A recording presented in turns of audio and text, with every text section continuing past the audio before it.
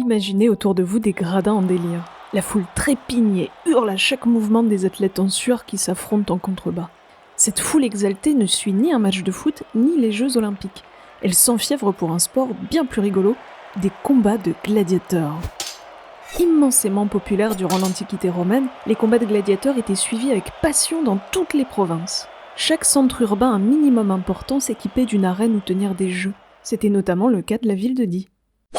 Dès que j'ai parlé de gladiateurs, vous avez probablement pensé à de violentes mises à mort, à du sable gorgé de sang, à Russell Crowe et à tous les péplums que vous avez ingurgités. Là-dessus, vous n'allez jamais me croire, mais le cinéma vous a menti. Comment a-t-il osé ? Beaucoup de notre imaginaire contemporain à propos des gladiateurs est erroné. À dire vrai, cette discipline sportive de l'Antiquité est l'une des plus méconnues.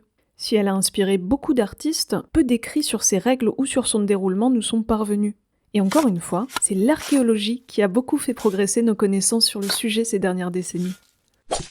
La première idée reçue à avoir volé en éclats tient à la nature même des combats de gladiateurs. Ils n'étaient pas aussi sanglants que nous le pensions.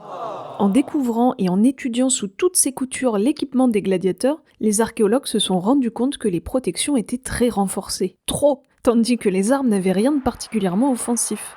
Ensuite, cette discipline était strictement encadrée par des arbitres. Munis d'un bâton, ils n'hésitaient pas à interrompre les combats en cas de non-respect des règles. Ainsi, si un gladiateur perdait son arme, son adversaire devait attendre qu'il en trouve une de remplacement avant de reprendre le duel. De même, lorsqu'un gladiateur levait l'index, il signifiait sa défaite et le combat s'arrêtait net. Comme pour tout événement sportif, les coulisses cachaient aussi tout un personnel dédié aux soins des gladiateurs et à la bonne organisation des jeux. Des masseurs, des soigneurs ainsi que des assistants se tenaient aux aguets pour parer à toute urgence ou apporter des armes de rechange. Loin d'être le divertissement barbare que nous imaginions, les combats de gladiateurs se rapprochaient en réalité des actuels matchs de catch.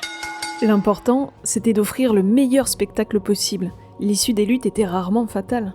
En général, un gladiateur ne cherchait pas à tuer ou à blesser son adversaire, mais à orchestrer avec lui une démonstration technique riche en rebondissements. Du vrai cinéma.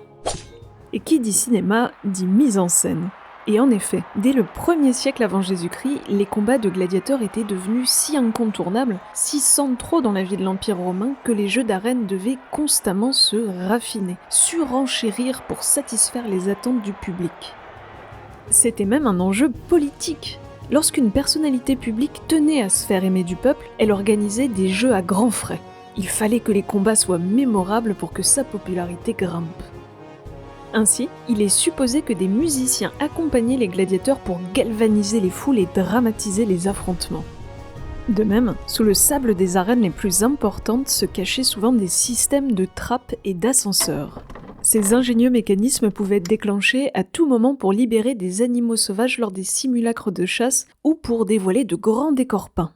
Tout était fait pour créer la surprise, ménager le suspense et captiver le public.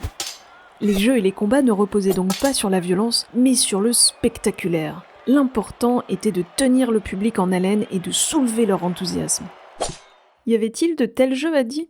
Oui, affirment plusieurs sources. Des textes de la toute fin du 1er siècle mentionnent l'organisation de combats dans un amphithéâtre, ainsi que des chasseurs diois chargés de capturer des animaux pour les jeux.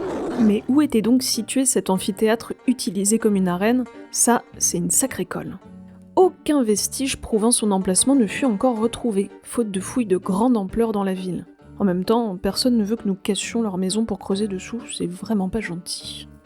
Une hypothèse envisage aussi que cet amphithéâtre ait en fait été une construction temporaire en bois, donc démontée ou perdue depuis longtemps, ce qui expliquerait l'absence de vestiges. Nous ne savons donc toujours pas où était placé cet amphithéâtre, mais en revanche, nous savons de manière certaine que des gladiateurs vivaient et combattaient dans l'antique ville de Die. Le musée de Die et du Diois conserve la stèle funéraire d'un certain Sylvanus, gladiateur de son état. Nous en savons maintenant un petit peu plus sur l'organisation et sur la mise en scène des combats, mais qu'en est-il des gladiateurs eux-mêmes, de Sylvanus ? Qui était-il ? Pour qui ou pourquoi combattait-il ? Je vous propose d'approfondir ce sujet dans un prochain épisode. À bientôt. Ces montagnes d'histoire vous ont été présentées par le musée de Die.